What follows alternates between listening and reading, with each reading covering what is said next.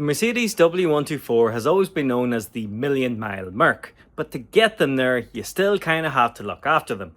Now, as my Mercedes starts to hit around the 300,000 mark, I would like to put some work in to make sure it gets there. Join me on this video where I'm going to have a quick look around and see what needs done.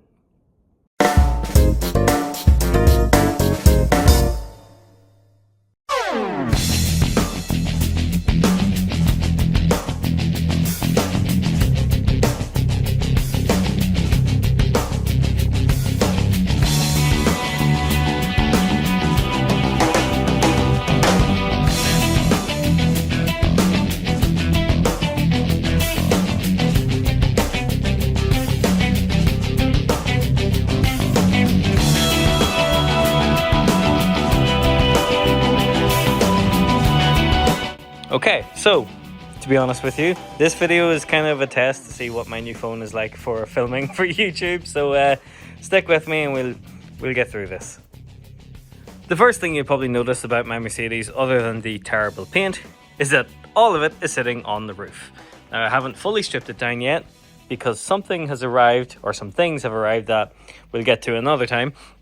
But I've started to strip it, and straight away we went balls deep. We took the windows out of the back and found what every Mercedes owner can probably expect to find: rust. Oh, this is the first time I've looked down in there. I don't want to think too much about it. Anyway, so these wagons are really well known for rotting these back windows out. There's a piece of trim, which is here somewhere, that you have to pop out, then you can lift the seal out.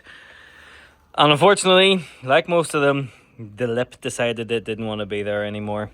Now, you can get repair panels for these. This is a low budget build, to be honest. I spent all the money on the Subaru, but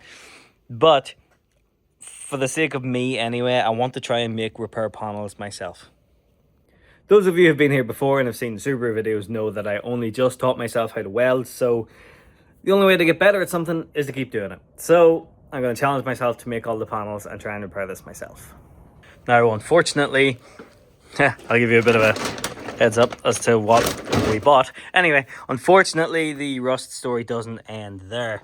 This quarter panel I kind of knew was a bit iffy. Thankfully, the inner pockets aren't too bad, but when you see that, yikes. And then the boot lid. Boot lid's not great either. Oh, I can't reach. There we go. There we go. I can close that down now anyway. Boot lid ain't amazing either. It started to go too. So I had to take the back window out. That managed to stay there, thankfully. This is going to get a full respray. So I thought, well, you know what? This is going to be done properly. So if I'm going to pay somebody to paint it, I need to bloody make sure that I do the bodywork properly. Oh, we also got a new engine hoist. That's in the way. Yeah, the story continues on this side. If you're no stranger to the channel, the fellow who used to be here had one of these and had a similar story. It's the same old story, same old song and dance, really, with all of these wagons. It's a shame, but there's some good news. Not all horrors.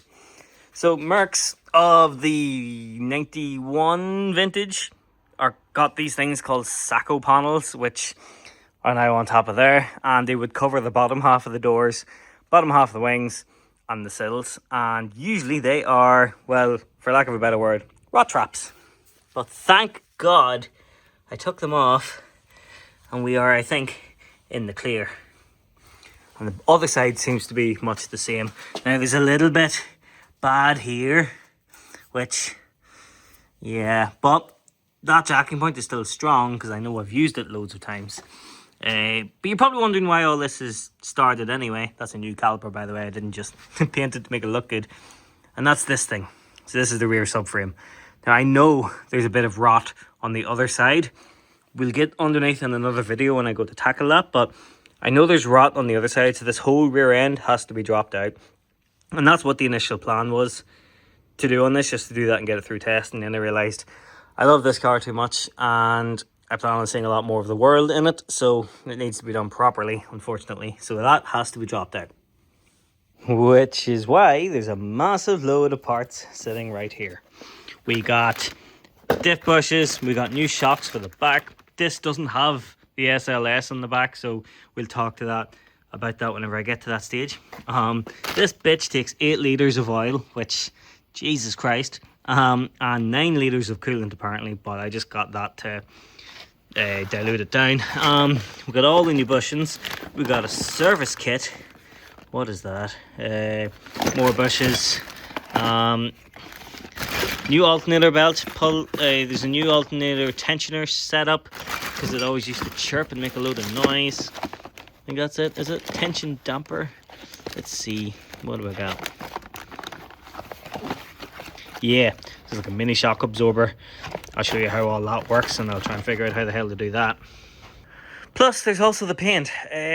Paint isn't really supposed to have a texture other than smooth. This, I think, was sanded with a brick by somebody. It looks like proper old school American desert patina. But the thing is, with the rest of this car, it's so good. Everybody knows these engines are bulletproof. I don't need to tell you that. You've heard it a million times. This one's never ever let me down. So a real good service. Fluids, all the rest is what will be sorted in this one. Now, this is really flimsily held on. I need to fix that somehow. That'll probably just be more cable ties, let's be real.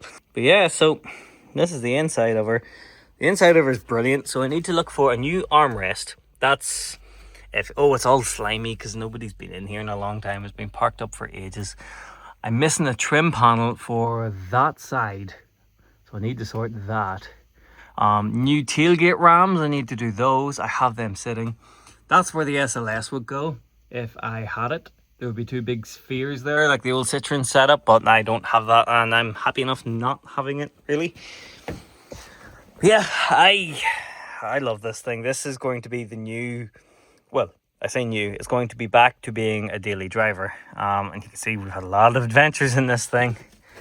We've got pins from all the places we've been in it, so, you know, I thought that had a really weird effect on it, but it's just 2 magic trees. So there's going to be some stuff in this that's going to annoy purists. I need to modernize it a bit. It's replacing the Mark 7 for reasons I don't really want to go into. I don't want to get rid of it, but I have to, and it's a shame. But anyway, glossing over that, I want to make this a wee bit more modern. Not in the way that's going to annoy the purists too much. Nothing's going to be permanent, but I need a screen. And I know some of the people are going to be like, oh, the whole point of having a classic is that you're one with the road and all the rest. I don't care. Those are people who know where they're going most of the time. I need maps. I need my Spotify big on the screen. I've always had it. I don't want to be without it. I used to mount my iPad on the dashboard. I'll try and find a photo. But that wasn't the best solution. It was always untidy. So I'm going to stick one of those CarPlay screens in so that it runs through the radio, because the radio is upgraded in this. Again, I'll go into that more whenever I'm getting into the nitty gritty. I want to upgrade a lot of the bulbs to LED.